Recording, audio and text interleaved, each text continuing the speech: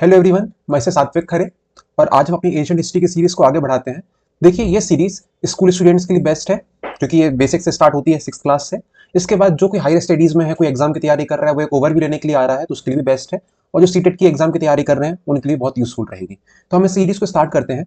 इस चैप्टर में हम इंडियाज कल्चर रूट्स के बारे में पढ़ेंगे, जहाँ पे हम वेद के बारे में डिस्कस करेंगे, हम बुद्धिज्म के बारे में डिस्कस करेंगे, हम जैनिज्म के बारे में डिस्कस करेंगे और एट लास्ट हम ट्राइब्स को लेकर भी चर्चा करेंगे। ठीक है, ये हमारे एक सोशल कल्चर को लेकर चैप्टर बनने वाला है, जहाँ पे अपने आसपास की सोसाइटी को डील करने की कोशिश करेंगे। ठीक है, मैं आपको बहुत बेसिक समझाने की कोशिश करूंगा, जैसे एक 6th क्लास के बच्चे को भी बहुत छोटे लेवल से समझ में आ पाए। और आप जो सीनियर क्लासेस में हैं, सीनियर स्टडीज पढ़ रहे हैं, उनको छोटे छोटे टर्म्स के पीछे की स्टोरी समझ में आ पाए कि एक चीज से हम कितनी चीजें कनेक्ट कर पाते हैं, बिल्कुल बेसिक रूट से लेकर चलेंगे। ये चैप्टर हमारा खुद कहता है कि भाई यहाँ पे हम कल्चरल रूट से स्टार्ट करने वाले हैं। ठीक है, तो आप बहुत छोटे से स्टार्ट कर रहे हैं चीजें, तो मैं आपको डिटेल में चीजें एनालिसिस करके समझाने की कोशिश करूंगा। चलते हैं आगे, देखते हैं। Indian culture be an estimated several million year old. हमारा जो कल्चर है, भारतीय कल्चर मतलब होता है संस्कृति। संस्कृति मतलब सभ्यता। एक किसी चीज को बिलीव को फॉलो करते हैं हम, जैसे आपने देखा होगा जैनिज्म में कल्चर है, एक रिलीजन है। बुद्धिज्म में कल्चर, एक रिलीजन। हिंदुज्म में कल्चर, रिलीजन है, बहुत सालों पुराना है। आपके दादा दादी कहते होंगे भैया जन्मों से चलता आ रहा है, मतलब जन्म मतलब कई सालों से, कई जनरेशन इस चीज को फॉलो कर रही है। वैसे ही हमारी किताब में इसको एक छोटे से एग्जाम्पल से समझाने की कोशिश करी गई है। जैसे मान लीजिए ट्री है, इसकी कई ब्रांचेस होती हैं, ये ब्रांचेस हैं, और इस ट्री को सपोर्ट करता है एक रूट सिस्टम। रूट मतलब क्या? जड़ें। तो हमारा जो कल्चर है ये बहुत पुराना है और ये बिल्कुल रूट से स्टार्ट होता है। ये ट्रंक कहलाता है। ट्रंक मतलब जानते हैं, जो बीच वाला पार्ट है उसको ट्रंक कहते हैं। ठीक है, हमारे पूरे इस कल्चर को रूट संभाले हुए है और एक हम कॉमन ट्रंक यूज करते हैं। कॉमन ट्रंक मतलब, इसका मतलब ये होता है कि हम सभी एक हैं, हम सभी स्टार्टिंग से एक चलते आ रहे हैं और धीरे धीरे समय के हिसाब से हम अलग अलग ब्रांचेस में फैलते गए। जिसकी जैसे इंटरेस्ट हुए वो उस फील्ड में जाके चला गया। फॉर एग्जाम्पल, जब तक हम 10th क्लास में पढ़ते हैं, ये हमारी नर्सरी होगी। नर्सरी से लेके 6th क्लास। 6th क्लास के बाद में जब 10th क्लास में, यहां से हमारे 6 से लेके 10th क्लास तक मान लीजिए एक तरफ, 6 से लेके 10th क्लास तक का फेज है। 10th के बाद में बच्चे अलग अलग फील्ड में स्प्लिट हो जाते हैं। अलग अलग फील्ड स्प्लिट मतलब क्या? किसी ने बायोलॉजी ले ली, किसी ने मैथ ले लिया, किसी ने सोशल साइंसेस ले लिया, और किसी ने अलग सब्जेक्ट ले लिया, किसी ने म्यूजिक फील्ड ले लिया। ऐसे कर करके हम अलग अलग फील्ड में बिखर जाते हैं। ठीक है, मतलब हम एक ब्रांचेस में फैल गए, बट आपका जो स्टार्टिंग थी, आपकी रूट थी, आपका ट्रंक था, ये तो कॉमन था ना।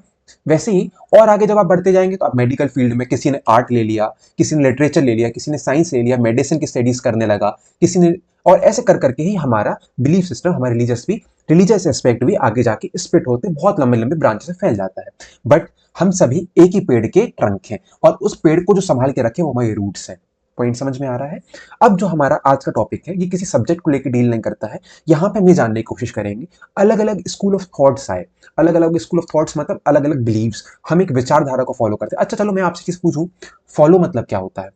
आप कहते हो ना फॉलो, मैं इंस्टाग्राम पे इसको फॉलो करता हूँ, मैं सलमान खान को फॉलो करता हूँ, मैं शाहरुख खान को फॉलो करता हूँ। जब हम किसी व्यक्ति को फॉलो करते हैं तो हम उसकी विचारधारा को, उसकी आइडियाज को, उसकी बोलने के तरीके को, उसके समझने के तरीके को, उसकी लाइफ स्टाइल को, उसकी ड्रेसिंग सेंस को, उसके कपड़े को, उसकी गाड़ी को देख के इंप्रेस होते हैं। और उस इंप्रेशन में हमें लगता है कि भाई ये चीज मुझे भी चाहिए, मैं भी ऐसा बनना चाहता हूँ, मुझे भी ये चीज अच्छी लगती है इनकी। जैसे फॉर एग्जाम्पल आपने कहा मुझे सलमान खान की बॉडी बहुत अच्छी लगती है, तो मैं इतनी अच्छी जिमिंग करूंगा कि मैं सलमान खान जैसी बॉडी हो जाए। कई लोग किसी पर्टिकुलर ऋतिक रोशन जैसी हेयर स्टाइल फॉलो करने लगेंगे। कोई बहुत अच्छी पिक्चर है, उसमें लगा ऋतिक रोशन ने बहुत अच्छी हेयर स्टाइल कर दी, सबने, मैंने वैसे ही हेयर स्टाइल फॉलो करना शुरू किया। तो आप एक पॉइंट समझ रहे हैं? आप अपनी सोसाइटी में कई लोगों को देख के इंप्रेस होते हो और उस इंप्रेशन से आप उनको फॉलो करने की कोशिश करते हो। क्यों? क्योंकि आपको लगता है कि ये व्यक्ति बहुत अच्छे पाथ पे जा रहा है, बहुत अच्छी तरक्की कर रहा है। जैसे फॉर एग्जाम्पल, आपके कई सीनियर्स होंगे, आपने कई अपने स्कूल्स में सीनियर्स देखे होंगे जो बहुत अच्छे गाने गाते हैं, बहुत अच्छी सिंगिंग करते हैं, वो बहुत अच्छा ड्रम बजाते हैं। तो आपको लगता है ना कि भैया मुझे भी सिखा दीजिए, ऐसा कैसे करते हैं? तो आप उनसे सीखने की कोशिश करते हो, आप उनको फॉलो करने की कोशिश करते हो। तो अभी आपको पॉइंट समझ में आया कि हम अपने जीवन में कई कई आइडियाज को फॉलो करने की कोशिश करते हैं। ठीक है, वैसे ही आज जो हम चीजें देखने वाले हैं वो है स्पिरिचुअल एस्पेक्ट में। स्पिरिचुअल मतलब क्या? हम ये देखने की कोशिश करेंगे कि धार्मिक रूप में हम कैसे चीजों को फॉलो करते हैं। धार्मिक मतलब क्या? हम अलग अलग विचारधाराओं को, जैसे फॉर एग्जाम्पल मैं हिंदुज्म फॉलो करता हूँ, मैं जैनिज्म फॉलो करता हूँ, मैं बुद्धिज्म फॉलो करता हूँ, तो मुझे कई कई चीजें पता चलती है कि भाई ये चीज बहुत अच्छी है, जो मुझे बहुत अच्छी लगती है, मैं अपने जीवन में इसको एक्सेप्ट करना चाहता हूँ। तो वैसे ही मैं उस चीज को फॉलो करने लगता हूँ। अब देखिए, हमारे भारत देश में there are also school of thoughts. School of thoughts मतलब वर्ड को समझने की कोशिश करते हैं। जैसे मान लीजिए, ये मैंने क्लासरूम का एग्जाम्पल लेके चले, अभी अपन लोग स्कूल ऑफ थॉट्स को ऐसे समझने की कोशिश करते हैं कि जैसे कोई एक फिल्म स्टार को लेके चलते, ठीक है। यहाँ पे कई बच्चे बैठे, यहाँ पे मैंने इन बच्चों से पूछा कि भैया आप लोगों को कौन से फिल्म स्टार अच्छे लगते हैं, तो उन्होंने कहा कि सर मुझे सलमान खान बहुत पसंद है, मैं उनको देख के बहुत इंप्रेस होता हूँ। तो यहाँ पे जितने बच्चे बैठे उन्होंने किसको फेवर किया, सलमान खान को। यहाँ पे जितने बच्चे बैठे उन्होंने कहा कि सर मैं शाहरुख खान को बहुत पसंद करता हूँ, ठीक है। मैंने कहा मैं शाहरुख खान को बहुत पसंद करता हूँ, ठीक है। तो अब धीरे धीरे करके मैंने कहा कि जो ये वाला ग्रुप ऑफ पीपल है, ये वाला ग्रुप ऑफ पीपल है, ये सलमान खान को फॉलो करता है, सलमान खान की लाइफ स्टाइल को देख के इंप्रेस होता है, सलमान खान पे बिलीव करता है। सलमान खान ने कहा कि भैया हमें अच्छे से बात करनी चाहिए, तो ये सब लोग क्या करेंगे, हाँ हमें भी अच्छे से बात करनी चाहिए। सलमान खान ने कहा कि हमें गरीबों की सेवा करनी चाहिए, तो यहाँ के बच्चे भी क्या करेंगे कि हाँ मैं भी गरीबों की सेवा करने की कोशिश करूंगा। तो आपको पॉइंट समझ में आ रहा है कि ये जो ग्रुप है, क्या अपन इस ग्रुप को ऐसे कह सकते हैं कि this group of people follow a particular person, a particular ideology, एक पर्टिकुलर व्यक्ति एक पर्टिकुलर थॉट को फॉलो करते हैं, तो अपन इनको कह दें कि ये एक स्कूल ऑफ थॉट है।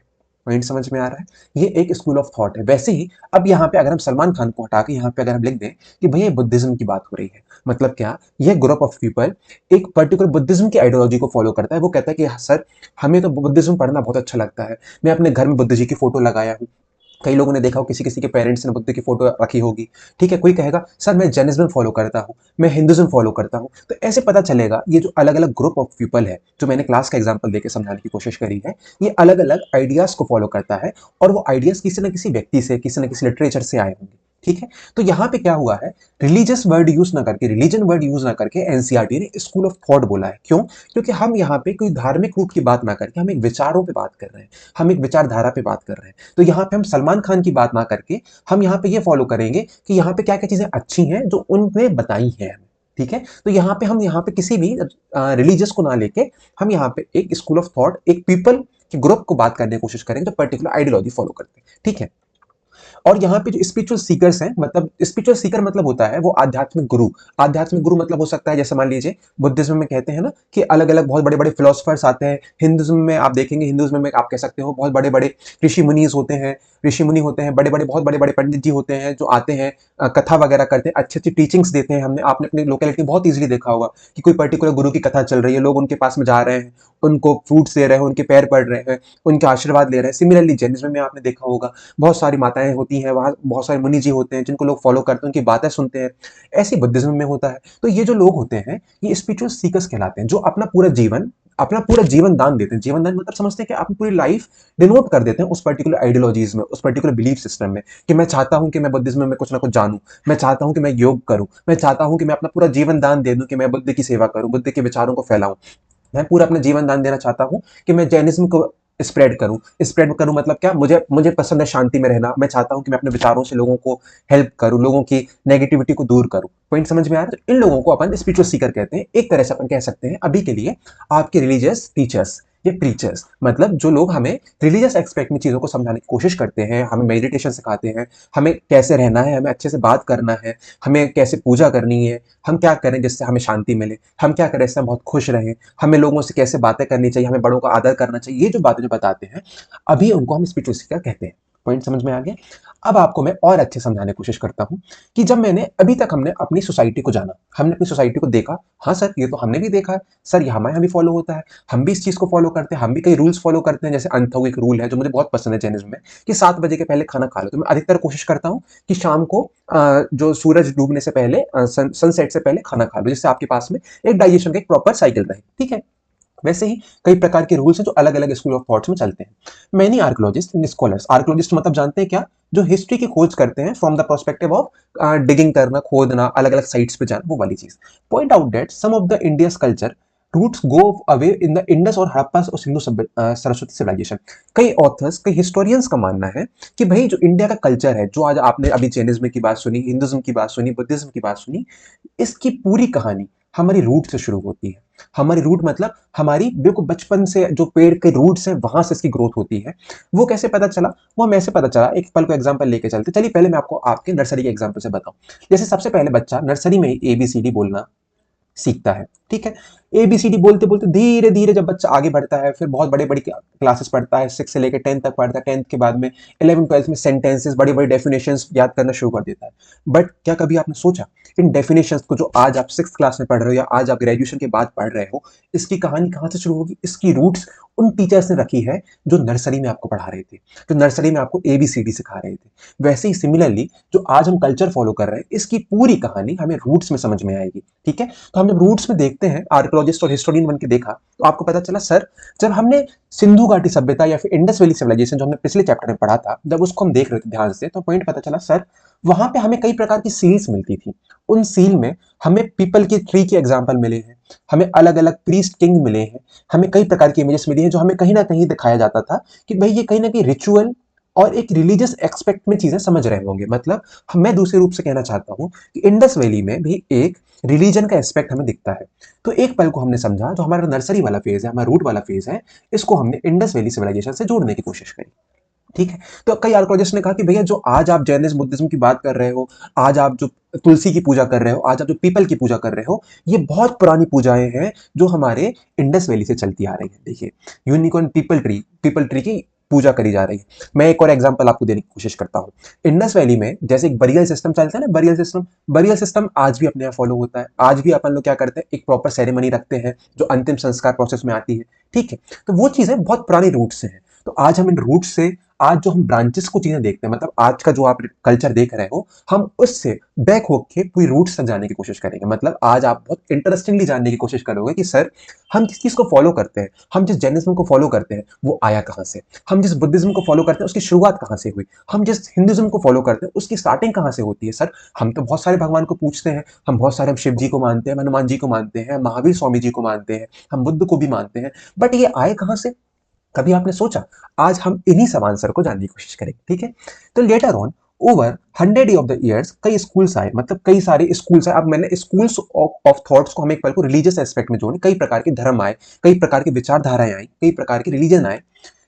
We will see here few early school. यहाँ पे हम कुछ 3-4 प्रकार के स्कूल्स के ऊपर चर्चा करेंगे, कई 3-4 प्रकार के बिलीव्स पे बात करेंगे, जैसे जैनिज्म हो गया, बुद्धिज्म हो गया, हिंदुज्म हो गया, इन पे चर्चा करेंगे और ये जानने की कोशिश करेंगे इनकी रूट्स कहाँ से आती हैं, इनकी स्टार्टिंग कहाँ से होती है, और इन स्टार्टिंग से हम ये जान पाएंगे कि ये चीज स्टार्ट कैसे हुई। और आखिरी में हम अपने आप को यहाँ पे जोड़ने की कोशिश करेंगे कि अल्टीमेटली आज हम अलग अलग भले विचारधारा को फॉलो कर रहे हैं, कोई जैन है, कोई हिंदू है, कोई बुद्धिस्ट है, बट हम सभी की रूट्स कॉमन है। इसीलिए यहाँ पे रिलीजन वर्ड यूज ना करके थॉट्स वर्ड यूज किया गया है। ठीक है, तो इंडिया दैट इज भारत, इस चीज को हम जानने की प्रॉपर कोशिश करेंगे।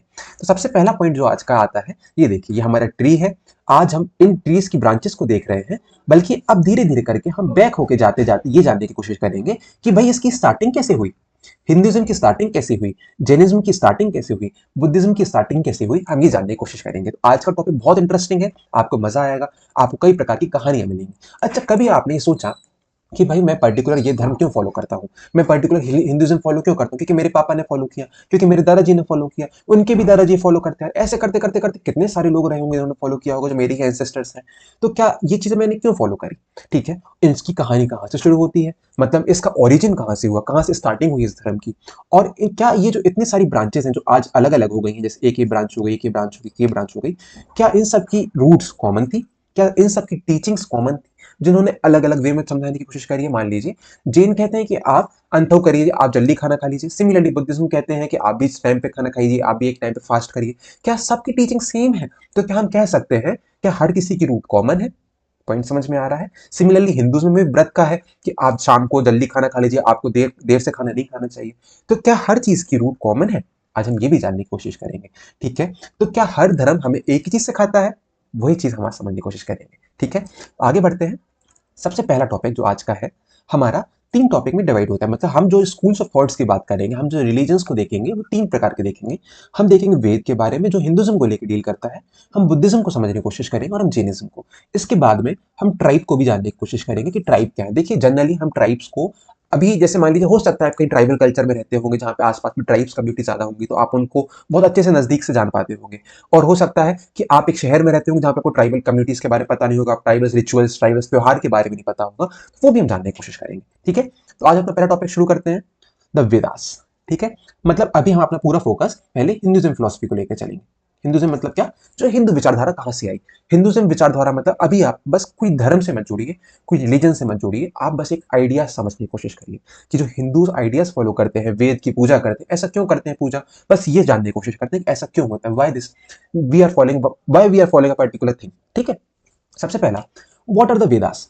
The word Veda, Veda come from the Sanskrit with which means knowledge. मतलब ये होता है, वेद मतलब होता है नॉलेज। देखिए ये वेद, वेद, वेद मतलब नॉलेज। तो जो व्यक्ति वेद को पढ़ता है वो नॉलेजेबल व्यक्ति कहलाता है। जैसे मान लीजिए आपने वेद को पढ़ लिया तो आप क्या कहलाओगे, आप एजुकेटेड कहलाओगे। आपने 12th पास कर ली तो now you are an educated person. तो एक तरह से जो व्यक्ति वेद पढ़ लेता था उसको पुराने टाइम में नॉलेजेबल व्यक्ति कहते थे। उसको कहते थे कि भाई आपके पास में विद्या आ गई। कई लोग कहते हैं ना कि विद्या विद्या के लिए पूजा करनी चाहिए, विद्या के लिए देवी सरस्वती होती है, विद्या भगवान से कहो कि भगवान जी हमें अच्छी विद्या दे। वैसे ही नॉलेज मतलब होता है विद्या।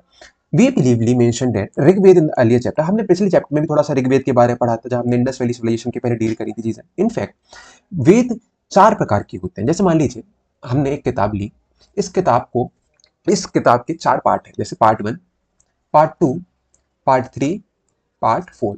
फॉर एग्जाम्पल एक हैरी पॉटर की सीरीज है, ठीक है, ये हैरी पॉटर की सीरीज है जिसकी पार्ट 1 हो गया, एक पार्ट 2 हो गया, ये पार्ट 3 हो गया, पार्ट 4।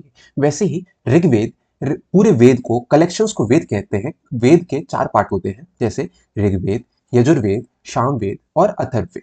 ठीक है, मतलब एक बुक का सेट है जिसमें 4 पार्ट है, और इस पूरे सेट को अपन कहेंगे वेद। जैसे हमारे दुकान पे गए, आपने कहा कि भैया हमें वेद दे दो, तो वो कहेगा कि अच्छा ठीक है, चारों वेद चाहिए आपको, तो आप कहोगे हाँ सर चारों वेद चाहिए, तो वो आपको चारों बुक का थैला बना के दे देगा। आपने कहा कि भैया हमें केवल एक ही वेद चाहिए, यजुर्वेद, उससे कहा ठीक है भैया मैं एक किताब लेके आता हूँ, एक किताब लेके आपको यजुर्वेद की किताब दे दी। पॉइंट समझ में आ रहा है। तो अब आपका एक कंफ्यूजन हट गया कि ये सब एक ही किताब के पार्ट्स हैं, पार्ट 1, पार्ट 2, पार्ट 3, बट इनको सिस्टमेटिकली अपन लोग कंपाइलेशन के फॉर्म में कहते हैं। The series of Harry Potter कहते हैं ना, वैसे सीरीज ऑफ वेदास। ठीक है, इनको अपन वेद कहते हैं। They are most ancient text. अब जो हिंदुज्म की रूट है वो यहीं से शुरुआत होती है। मतलब क्या, ये सबसे पुराने टेक्स्ट है जिसकी हम पूजा करते हैं। अब भाई टेक्स्ट आए कैसे, और इन टेक्स्ट को किसने लिखा, और ये टेक्स्ट हमें क्या सिखाते हैं, इन चीज के बारे में हम जानने की कोशिश करेंगे। तो अब मान लीजिए आप और मैं एक लाइब्रेरी गए। अब आप हिस्टोरियन है, अब आप स्टूडेंट नहीं है। अब आप और मैं एक एक्सप्लोरर है, ठीक है, आप भी और मैं भी। आप और हम गए लाइब्रेरी मिलके, हमने कहा कि सर, लाइब्रेरियन सर से पूछा कि सर मुझे वेद के बारे में जानना है, आप थोड़ा बता पाओगे। उन्होंने कहा कि हाँ भाई मैं बताने की कोशिश करता हूँ, काम करो मैं तुम्हें ओरिजिनल वेद देता हूँ, उसको पढ़ो, फिर मेरे पास आना। ठीक है, तो इतनी बड़ी उन्होंने 4 किताबें हमें दी थी। अब चारों किताबों को आपने और हमने मिलकर धीरे धीरे धीरे करके पढ़ना शुरू किया। हमें कई मंथ से लग गए, पर जब हमने पढ़ा उसके बाद में हम कुछ डिस्कशंस पे आए। ठीक है, वो डिस्कशन में पढ़ेंगे। वेद, हमें पता चला कि भाई वेद में कई प्रकार के हिम्स हैं, प्रेयर्स हैं, और ये जो चीजें हैं पोएम्स और सॉन्ग के रूप में लिखी गई है। पहला पॉइंट मिला। मतलब क्या, हमने जब वेद को पढ़ा तो हमें पॉइंट पता चलता है,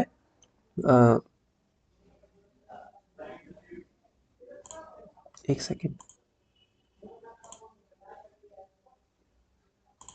हाँ, जब हमने वेद को पढ़ा तो हमें पता चला कि भाई वेद में कई प्रकार की हिम्स हैं, कई प्रकार की प्रेयर्स हैं।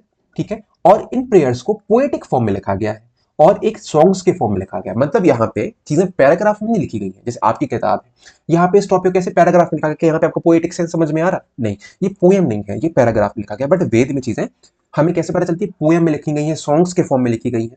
और हमें पता चलता है कि सर जो आपने हमें वेद दिए थे ना, लाइब्रेरियन सर ने हमें जो वेद दिए हैं, वो वेद ओरिजिनल वेद नहीं है।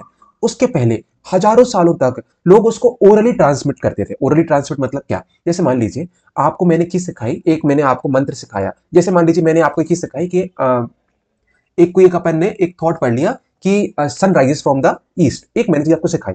अब आपने इसको कहीं लिखा नहीं। अब इसके बाद में आपने उसे अपने दोस्त को सुनाया, दोस्त ने भी कहा अच्छा sun rises from the east, फिर उस दोस्त ने एक और व्यक्ति से कहा sun rises from the east. ऐसे करते करते करते करते करते हमें एक नॉलेज हमने कैसे पास करी दूसरे को, बोल बोल के, बोल बोल के, बोल बोल के।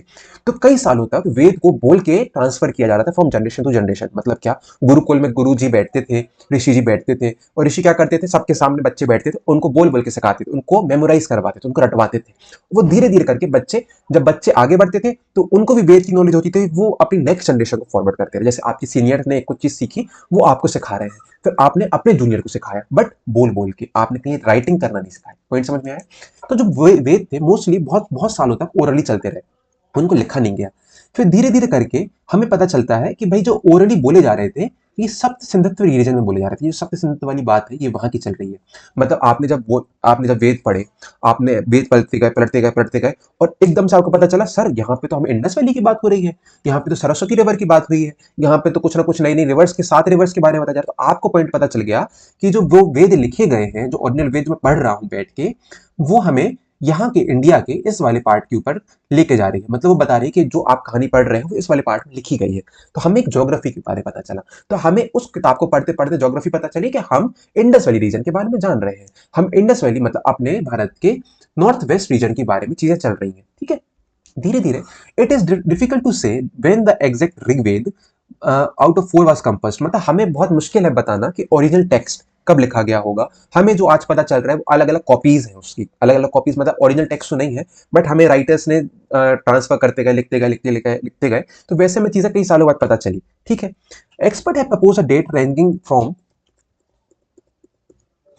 5000 टू 2000 मिलीनियम बीसीई। मतलब जैसे हिस्टोरियंस कहते हैं कि भाई ये 5000 साल से लेकर 2000 सालों बहुत पुराना है, सालों पुराना है। फॉर एनीथिंग बिटवीन 200 से 200 साल तक चीजें चलती रही, जो हमें पता नहीं चला, जो मेमोरी के फॉर्म में पास ऑन ओरली होता है। जैसे आपने अपने सीनियर को बताया, सीनियर ऐसे करा, ऐसे कई सालों तक ये चलती रही। अब इसके बाद में हमने और पढ़ा। ठीक है, अब देखिए यूनेस्को का एक पॉइंट है। यूनेस्को क्या है कि ये कल्चरल चीजों पे वर्क करता है। तो उसने कहा कि भाई वेद को कई सालों तक वर्बली एक्सचेंज किया गया। तो यहाँ पे यूनेस्को का पॉइंट आपके एग्जाम पॉइंट ऑफ व्यू से इंपॉर्टेंट हो जाता है। जैसे सीटेट में आ सकता है, आपके एग्जाम्स में भी आ सकता है। ठीक है, आगे पढ़ते हैं। हमने जब वेद को पढ़ा तो पॉइंट पता चला कि यहाँ पे कई कई जगह पता चल रहा है कि जो वेद लिखे गए हैं, इन वेदों को ऋषियों ने लिखा है। ठीक है, और उसमें कई कई फीमेल ऋषिकास भी है। तो कई मेल ऋषि हैं और कई कई फीमेल ऋषिकास भी हैं।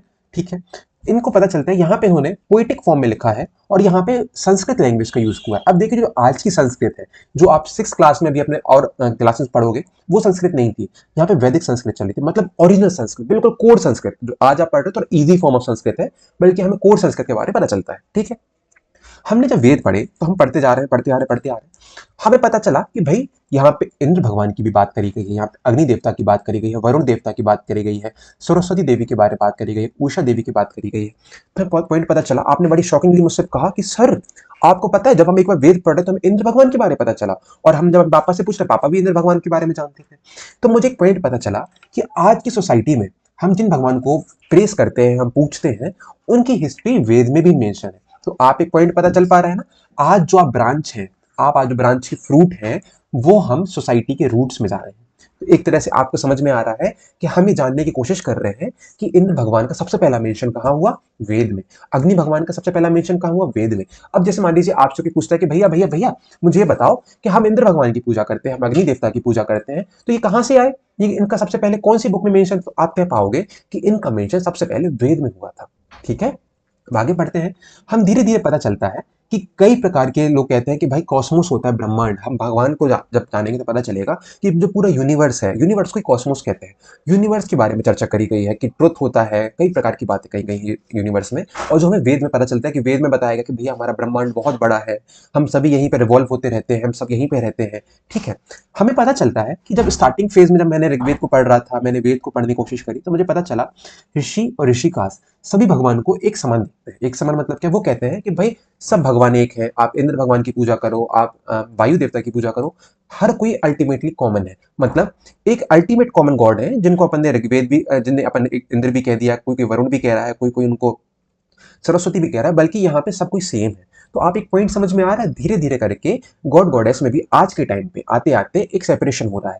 कोई विष्णु जी को मान रहा है, कोई विष्णु जी का कोई कोई अवतार मान रहा है, कोई ब्रह्मा जी की पूजा करता है, तो कोई कहता है कि भैया मुझे तो शिव जी पसंद है, क्योंकि राम भगवान को समझ पसंद करता है। तो अलग अलग बिलीव्स हैं। ठीक है, तो हम आगे बढ़ने की कोशिश करते हैं। The existent is one but says give its many name. मतलब क्या कि हम सभी भगवान एक ही हैं, बट ऋषियों ने उनको अलग अलग नाम दिया है। जैसे एक फॉर एग्जांपल लेके चले, जैसे कि आपका एक, जैसे जब छोटे बच्चे होते हैं, छोटे बच्चे का एग्जांपल लेके चलते हैं। छोटा बच्चा जब पैदा होता है तो उसकी दादी उसको कुछ और नेम से कहती है। मान ली दादी ने नाम रखा ए, प्यार से दादी उसको ए कहती है, पापा उसको बी नाम से बुलाते हैं, मम्मी उसको सी नाम से बुलाती है। ठीक है, और जब उसके नानी आती, नानी कहती अरे ये तो मेरा कोई और अच्छा निकनेम निकाला, ई है। बट इतने सारे नामों के बाद में बच्चा तो एक ही है ना। वो बच्चा तो आप ही है, बट आप ये कई प्रकार के नाम, जैसे मम्मी से पूछोगे, मम्मी जब हम पैदा हुए थे तो हमें नानी ने हमें क्या नाम रखने की कोशिश करी थी, तो आप मम्मी बताएंगे आपकी नानी ने ये नाम रखा था। ठीक है, आप दादी से पूछोगे, दादी कहेंगी दादी ने ये नाम रखा था। पर अल्टीमेटली आप तो सिंगल ही हो ना। वैसे ही हमारे इतने सारे भगवान हैं, बट उनका जो कोर है वो सभी एक ही भगवान है। ठीक है, मतलब हम पूरे ब्रह्मांड में जब देखेंगे तो हमारे एक ही भगवान है, बट धीरे धीरे करके अपन उनको अलग अलग रूप में देखने लगे, अलग अलग नाम से जानने लगे। तो किसी ने आपसे कहा कि जब आप नानी के घर जाओगे तो नानी आपको ई नेम से ही बुलाएंगी। ठीक है, जैसे आप अपने जब दादाजी से बात करोगे, दादाजी आपको इस नेम से बुलाएंगे, पर जब दादाजी बुलाएंगे तो आपको पता चलेगा कि मेरी बात कर रहे हैं। पॉइंट समझ में आ रहा है? मतलब एक प्रकार से जो पुराने ऋषिज थे वो कहते थे कि आप भगवान एक ही हैं, बट धीरे धीरे करके जब ऋषिज आगे बढ़े, आगे बढ़ते गई चीजें, तो हमने उनको अलग अलग नाम से भगवान को जानने की कोशिश करी कि भैया ये अलग भगवान है, ये अलग भगवान है, तो हम इन भगवान की पूजा करेंगे, फिर हम इन भगवान की पूजा करेंगे, तो ऐसे कर करके, बट अल्टीमेटली भगवान एक ही है, ये बताया गया है। Existent date given supreme reality is the supreme reality. The supreme reality मतलब होता है भगवान एक ही है, बट हम उनको कई अलग अलग नाम से भी जानते हैं, और उन अलग अलग नाम को हम बिलीफ सिस्टम के हिसाब से सबसे बेस्ट फेवरेट वन मान के उनकी पूजा करते हैं। ठीक है, आगे बढ़ते हैं। In this world wide view, जो इतना बड़ा अपना एक विश्व के स्तर से हम देखने की कोशिश करते हैं, तो विश्व के स्तर से पता चलता है कि हर चीज सत्य को जानने की बात करती है। मतलब क्या, हम ये जानने की चीज करते हैं सत्य ही भगवान है, अल्टीमेट ट्रुथ क्या है, भगवान है। ठीक है, also called unity among people. मतलब हम जब वेद को आखिरी आखिरी तक पढ़े तो हमें पता चला कि ऋग्वेद को जब हमने आखिरी तक पूरा पढ़ दिया, पता चला कि सर आपने हमसे कहा था कि इतने सारे भगवान हैं, ब्रह्मा है, शिव जी है, राम भगवान है, हनुमान जी भगवान है, बट ऋग्वेद आखिरी में क्या कहता है कि भाई हर कोई एक है। मतलब अगर आप कभी अपने दोस्त से बात करो, वो दोस्त कहेगा कि मैं राम भगवान को अपना फेवरेट गॉड मानता हूँ, फिर बगल वाला बच्चा कहेगा मैं हनुमान जी को अपना फेवरेट गॉड मानता हूँ, फिर आप दूसरे व्यक्ति से बात करो, वो कहेगा मैं शिव जी को अपना फेवरेट गॉड मानता हूँ। फिर धीरे धीरे जब आपको डिटेल में आप जब ऋग्वेद पढ़े तो आपने एक चीज एक्सप्लोर करी, पता चला कि भाई राम भगवान भी वही है, हनुमान जी भी वही है, शिव जी भी वही है, उन सब का ओरिजिन एक ही गॉड की एंटिटी से हुआ है। मतलब क्या कि हमारे सब भगवान एक है। धीरे धीरे करके हमने उनको अलग अलग रूप में देखना शुरू किया, उन्हें अलग अलग नाम में जानना शुरू किया, और उन्हीं नाम को हम आज के टाइम पे अपना बेस्ट बन करके उनको फॉलो करते हैं। पॉइंट समझ में आया? तो यहां से हम आगे पॉइंट समझने की कोशिश करते हैं कि भाई यूनिटी इन डाइवर्सिटी, मतलब हम अलग अलग रूप में जानने के बाद भी हमें पता चलता है कि वो सभी एक है, सबकी टीचिंग्स एक है। जो राम भगवान ने आपको टीचिंग दे रहे हैं वही शिव जी के थ्रू बातें बोली जा रही हैं, अल्टीमेटली गॉड एक ही है। ठीक है, हमें ये ऋग्वेद से पता चलता है। आगे बढ़ते हैं। अब जब हमने ऋग्वेद देखना, साथ मिलकर चले, साथ मिलकर बोले, एक हो हमारा मन, हमारे विचार मिले, एक हो हमारा उद्देश्य, एक हो हमारा हृदय, हमारे विचार एक हो अतः सभी सहमत हो। मतलब क्या कि यूनिटी की बात करी गई है कि हम भले अलग अलग चीजों को फॉलो कर रहे हो, बट जो हमारे आइडियाज है, हमारी टीचिंग है, वो सभी एक होनी चाहिए। फॉर एग्जाम्पल, हो सकता है एक स्कूल में सिक्स क्लास को, सिक्स ए में एक कोई टीचर पढ़ाती है, सिक्स बी में दूसरी टीचर पढ़ा रही है, सिक्स सी में तीसरी टीचर पढ़ा रही है, बट हर कोई कॉमन टॉपिक पढ़ा रहा है। कॉमन टॉपिक क्या, हर किसी ने इंडस वैली सिविलाइजेशन के बारे में पढ़ाया, हर किसी ने वेद के बारे में पढ़ाया। मतलब हो सकता है टीचर अलग अलग हो, बल्कि उनकी टीचिंग है वो क्या है, सेम है। उनकी जो टीचिंग है वो कौन सी है, इसी किताब को लेकर डील करती है। पॉइंट समझ में आया? तो अभी जब हमने अपने वेद को पढ़ा, तो वेद में हमने जाना कि कैसे हमारे गॉड्स हैं, और कैसे गॉड का जो आज हम बिलीफ सिस्टम में फॉलो करते हो उनका ओरिजिन, उनकी रूट्स वेद में मिलती है। पॉइंट समझ में आता है? अब अगला हम जानेंगे कि चलो ठीक है सर, आपने तो एक तरह से हमें किताब की बात बताई, बट ये किताब जब लिखी जा रही थी तो लोग कैसे रहते थे और ये कब की बात हो रही है?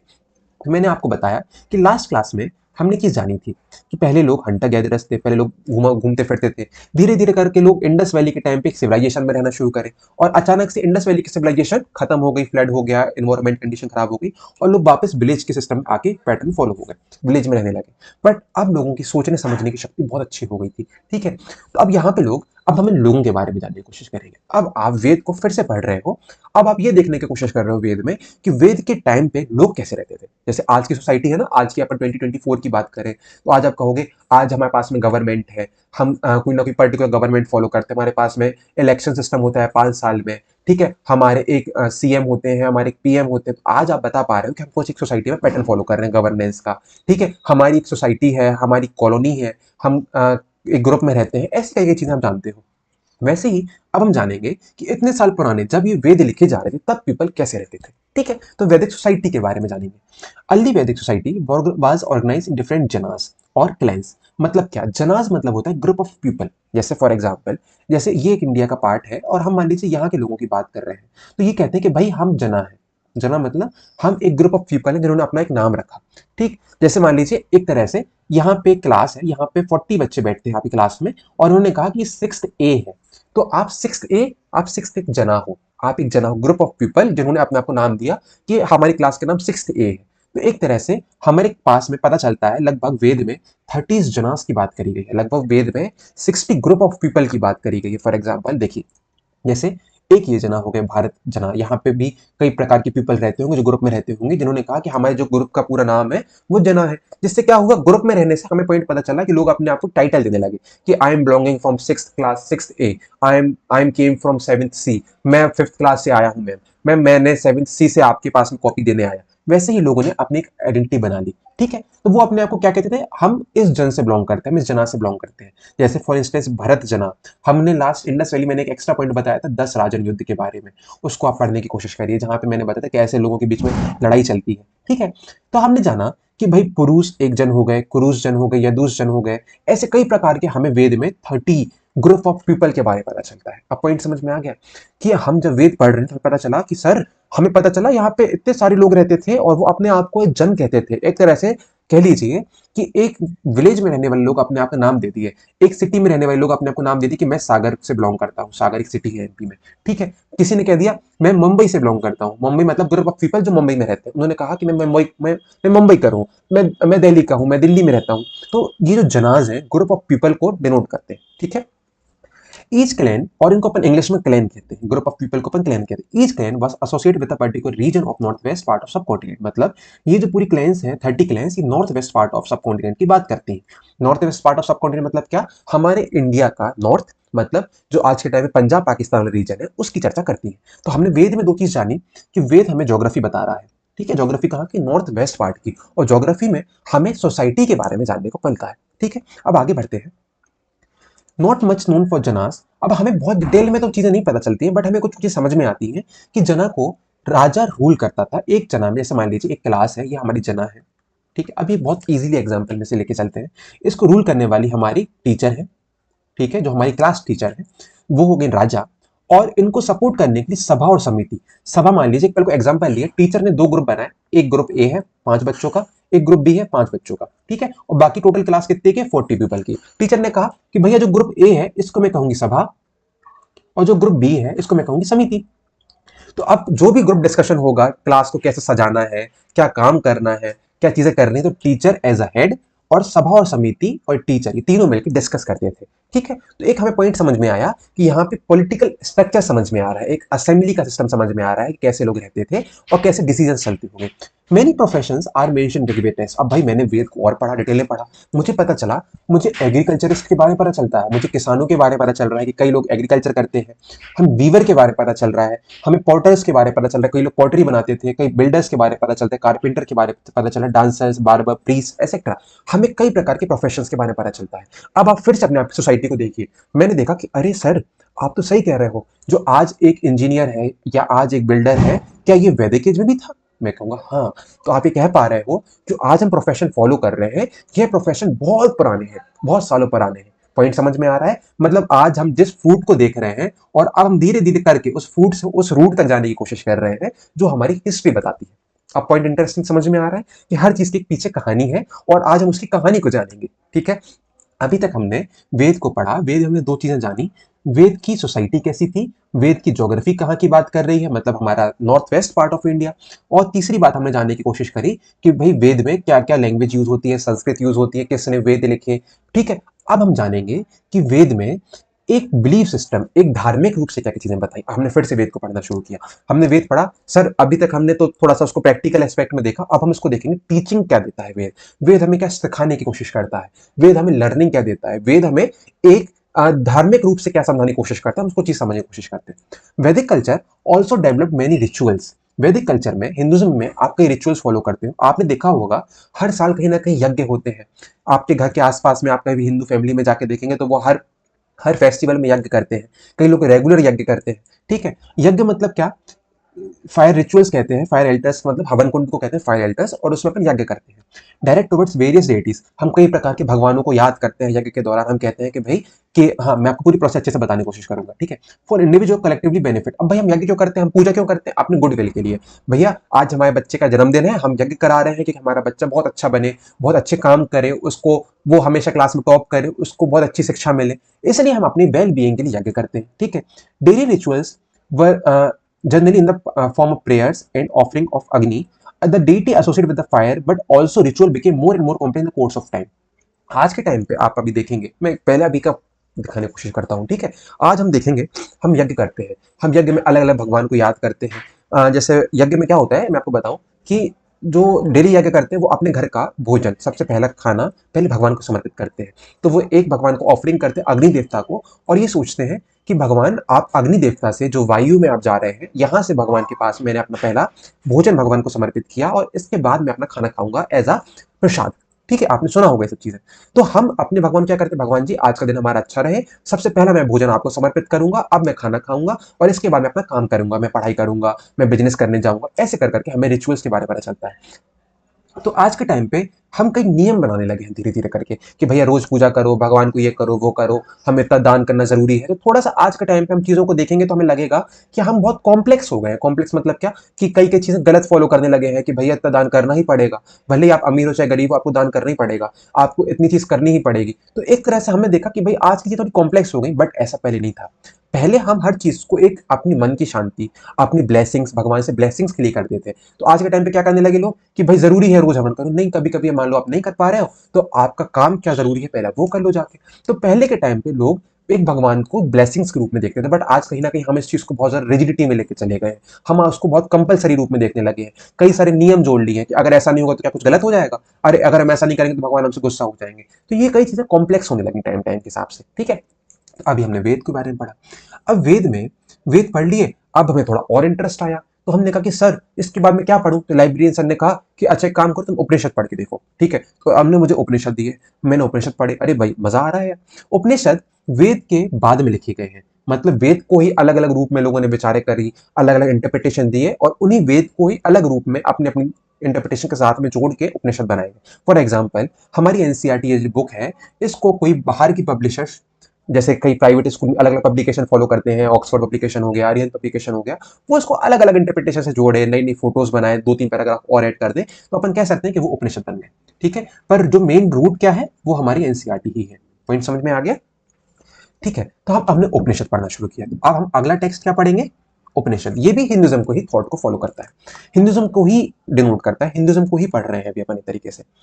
A group of texts known as Upanishad build upon वैदिक कॉन्सेप्ट। उपनिषद वैदिक कॉन्सेप्ट को लेके बना है। यहाँ पे हम कई प्रकार की चीजें पढ़ेंगे, यहाँ पे हमें बर्थ और रीबर्थ के बारे में बताया है, यहाँ पे कर्म के बारे में बताया है। जब हमने उपनिषद पढ़े हमें पता चला कि सर यहाँ पे आत्मा को लेके बात करी गई है, यहाँ पे यह बताएगा कि भाई लाइफ आफ्टर डेथ क्या है। यहाँ पे ये कहा गया है कि अगर आपने अच्छे कर्म नहीं करे तो आपको नरक भेज दिया जाएगा, अगर आप अच्छे कर्म करोगे आपको स्वर्ग भेज दिया जाएगा। तो आपको ये समझाने की कोशिश करी गई है कि आप अपने जीवन में अच्छे कर्म करें, जिससे आपको आगे जाके ब्लेसिंग्स मिले, आपको लाइफ के बाद में, आपको डेथ के बाद में सब चीजें बहुत अच्छी मिले, और आपका जो नेक्स्ट बर्थ हो वो बहुत अच्छे रूप में बर्थ हो, ठीक है। ऐसे कर करके हमें यहाँ पे थ्योरीज दी गई हैं, हमें आइडियाज दिए गए हैं। According to one school of thought, एक थॉट के अनुसार जनरली नोन एज वेदांता, ये भी हिंदू ऑफ थॉट है। वेदांता मतलब ये आखिरी में लिखा गया है वेदों के, वेद की जब एंडिंग चल रही थी, उपनिषद की एंडिंग चली, तो वेदांता लिखे गए, उन सेट ऑफ बुक्स को वेदांता कहा गया। Human life, nature and universe is one divine essence called ब्राह्मण। वेदांता में ब्रह्मांड को लेकर बात करी गई है। ब्रह्मा से आप कंफ्यूज मत होइए, गॉड ब्रह्मा से कंफ्यूज मत होइए, यहाँ पे ब्रह्मांड को लेकर बात करी गई है, जहाँ पे अलग अलग प्रकार से हमें चीजों को बताने की कोशिश करी गई। The Upanishad also introduce the concept of आत्मा। उपनिषद में हमें बताया गया है कि भाई आत्मा होती है। आत्मा मतलब जानते हैं क्या, सोल, हमारी बॉडी और उसके अंदर एक सोल है। आप दूसरे रूप में समझने की कोशिश करिए, हमारा मन। हर किसी के अंदर अलग अलग आत्मा है, हर किसी का अलग अलग मन है।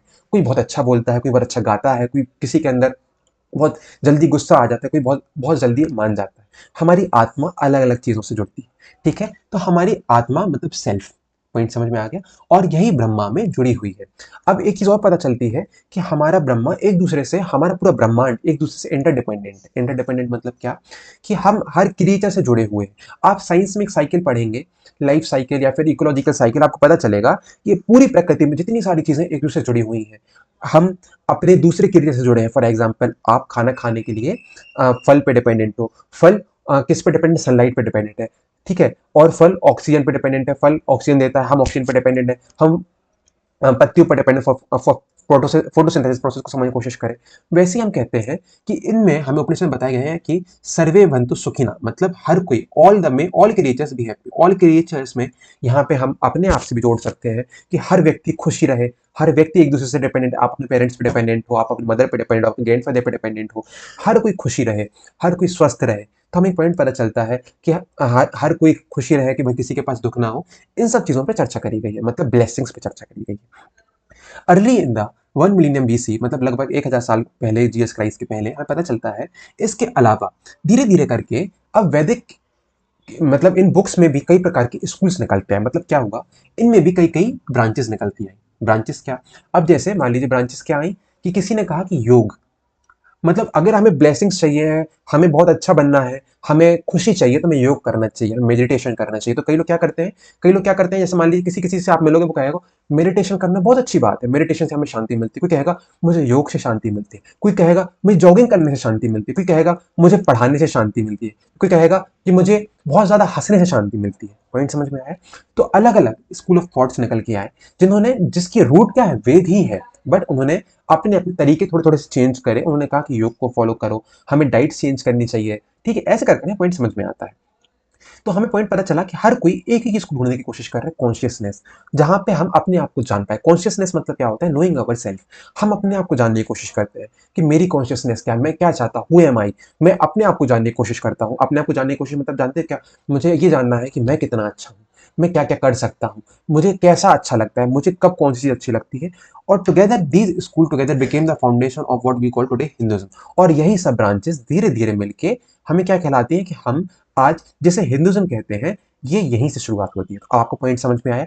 हिंदुइज्म आज का वह फल है, वो जो बहुत ज्यादा घने हुए ब्रांचेस का फल है, जिसको हम हिंदुइज्म कहते हैं। और उस सबकी रूट कॉमन है। जो कॉमन रूट कहाँ से शुरू होती है, हमारे पेड़ की ब्रांच से, मतलब जहां से हम बिल्कुल बेसिक से शुरुआत करते हैं। अब पॉइंट समझ में आया।